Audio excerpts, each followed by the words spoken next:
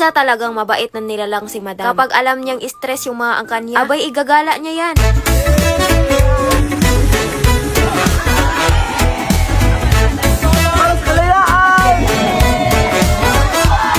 Alam nyo, kahit pinalas pa kami sa araw na to, at kahit kinakabahan pa itong sinanay, partida, binagyo pa kami sa biyahe. Pag si madam ang magplano, hindi pwedeng hindi yan matutuloy. Dumating naman kaming safe dito nga sa resort na kung saan dinala ko yung buong angkan ko. Good afternoon, ma'am, sir. Welcome sa Villa Pablia Mountain Resort. Mabuhay! Pagdating nga, nagsibabaan na to silang lahat sa sasakyan. Siyempre, binaba na din yung mga gamit na dala. Habang si madam, chinecheck pa yung mga rooms na pwede nilang pag-stayhan. Mag-overnight kasi kami dito. Abay, perfect yung room. Kasyang-kasya yung buong angkan ko. Akala ko kukuha pa ako ng madaming rooms para lang magkasya kami. Buti na lang, meron silang pang buong angkan talaga. Bali, 2 rooms na tong kinuha ni madam. Gusto ko kasi komportable at hindi sila magsiksikan. Kumpletong-kumpleto yung mga amenities. Chinek na din ni madam, pati na din yung CR. Ano madam, okay ba? Tamang hintay lang yung mga angkan ko dito. Hindi nila alam na may exam pa silang haharapin. Sa dami namin, nahirapan talaga kaming maglagbo. Dapat walang makakalimutan kasi dito talaga binabasi yung free breakfast. Sinabi na lang nung nag-assist na doon na lang sa room tatapusin. Sa dami namin, parang pang buong barangay na. Etong room na Berber 2, good for 28 packs to. Ewan ko na lang kung magsiksikan pa sila dito. Room pa lang yan, sobrang tuwa na nila. Para daw silang pumasok sa bahay ni kuya.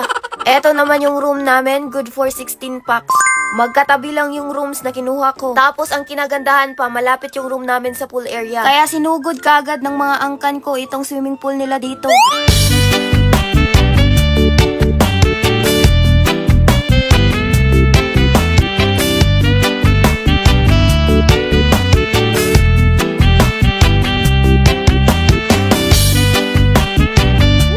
Totoo lang, first time kong dinala yung mga angkan ko dito nga sa Villa Pablia Mountain Resort. Medyo malayo kasi ito sa amin. Naku, dahil meron silang pa-welcome na pizza. Okay lang talaga na bumiyahe kami ng malayo. Sarap balikan kapag ganito kasarap yung pizza.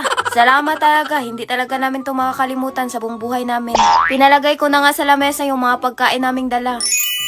Alam ko kasing nakakagutom din yung maglangoy-langoy sa swimming pool ba. Kaya eto, mag-snack muna kami. O diba, yung pizza kagad yung unang nilantakan. Wala pang isang segundo talaga, ubus na.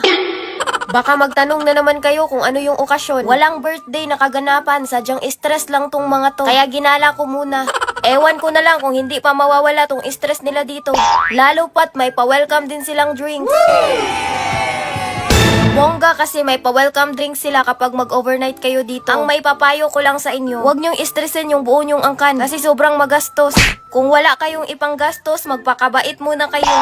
Eto talaga yung pinunta ng mga angkan ko, ang maligo sa swimming pool. Partida, kanina pa to sila nakalublob. Naabutan na kami ng gabi dito. Abay, nilubos-lubos na talaga nila itong gala na ito. Kaya nung paglublob ko ng swimming pool, talagang mainit-init na. Sa dami namin, sinakop na ng buong angkan ko itong buong pool.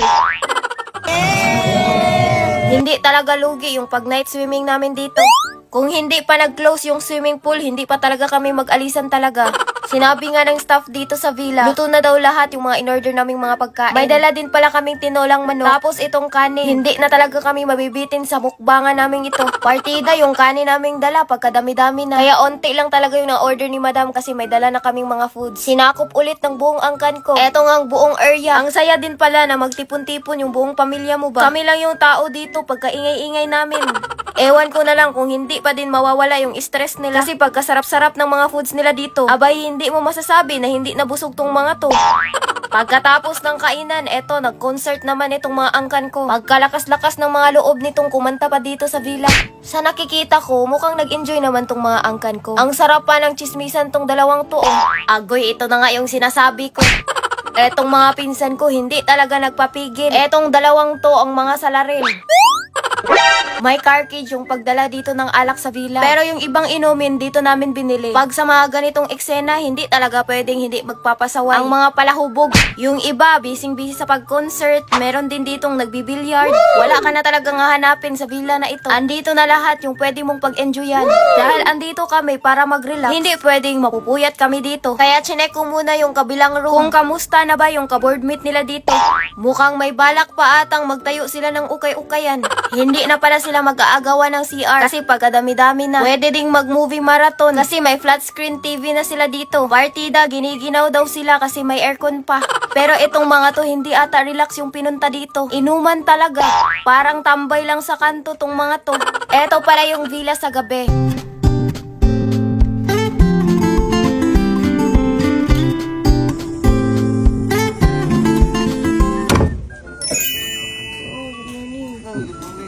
Sabay-sabay natulog, sabay-sabay ding nagising. Ngayon ko lang nakita tong mga pamangkin kong nagtoothbrush Chinek ko yung kabilang kwarto, gising na din sila. Nauna na ako nag-inquire dito sa cafe. Kasi pagkadami-dami naming mag-breakfast. Kung nakaka-relax sa gabi, mas nakaka-relax pala yung view dito sa umaga.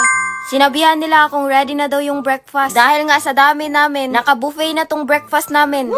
Kumpletong-kumpleto kasi may pakapi pa sila dito. Kaya tinawag ko na tong mga angkan ko. Kasi ready na yung free breakfast namin.